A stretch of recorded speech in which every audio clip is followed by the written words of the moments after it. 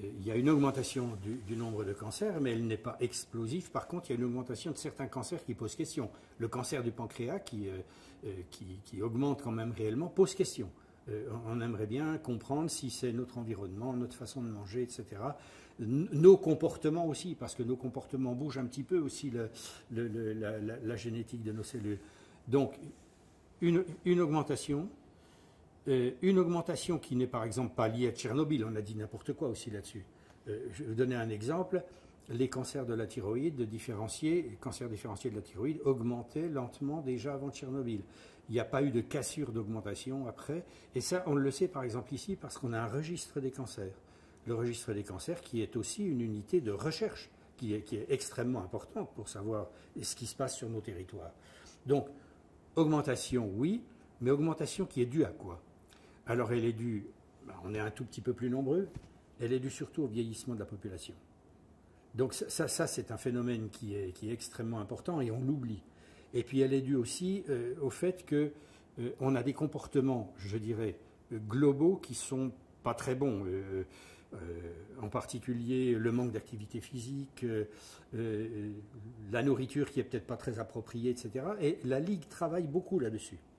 On sait par exemple que l'activité physique, ça a été montré dans des cohortes. C'est pas des études, des grandes populations, les cohortes.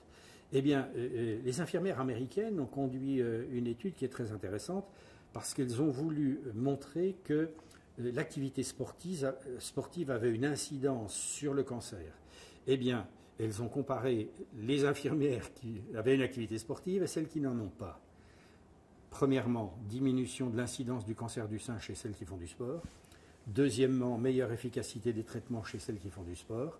Troisièmement, moins de récidives et meilleur gain de vie chez celles qui font du sport. Et là, ça interpelle aussi. Pourquoi nos activités sont susceptibles aussi de modifier notre intérieur, si je veux faire court, et en particulier la maladie cancéreuse. Autrement dit, mode de vie, c'est corrélé avec le cancer. Clairement. La sédentarité, ça nous tue.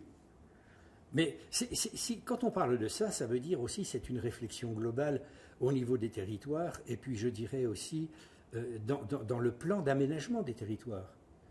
Ça nous renvoie aussi au village, comment les maires ont le souci aussi de ça, des équipements sportifs, etc.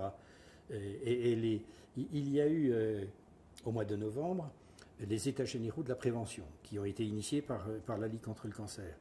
Et dans ces États généraux de la prévention sont intervenus 3500 enfants qui ont été interrogés. Et ils posent les bonnes questions. Ils posent les bonnes questions. Pourquoi papa t'arrête pas de fumer? Maman, est-ce que tu as fait ton dépistage de cancer du sein? Si vous voulez, la parole la plus utile à la limite, elle vient des enfants qui eux-mêmes vont pouvoir être éduqués, transformés, pas transformés, c'est un mauvais mot, éduqués, et où on pourra les faire comprendre qu'effectivement, en changeant nos modes de vie, on va changer notre santé.